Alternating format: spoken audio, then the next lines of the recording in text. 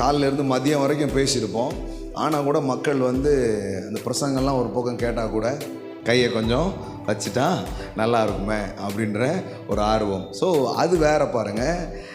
வேதவசனம் சொல்லுகிறது அந்த கை வைக்கிறதுன்றது அவர்களுடைய சுகத்திற்காக, நன்மைக்காக அவங்க மேலே கரங்களை நாம் வைக்கிறோம். ஸோ இன்னைக்கு வைக்கிறது என்னென்னா, ஒரு தலைமுறைக்கான ஒரு தலைவனை நாம் அபிஷேகம் செய்ய போகிறோம். ஒரு புது ஜென்ரேஷனை, அது வரைக்கும் மோசையின் கீழ் சுற்றி கொண்டிருந்த கூட்டம் இந்த ஜோஷுவாவின் கீழ் சுதந்தரிக்க போகிறார்கள்.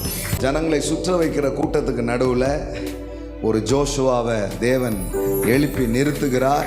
இவர் ஜனங்களை சுற்ற வைக்க மாட்டார், இவர் ஜனங்களை சுதந்தரிக்க வைப்பார். வாக்குத்தத்தத்தை பேசுகிற ஒரு தலைமை, ஒரு கூட்டம் இருந்தது.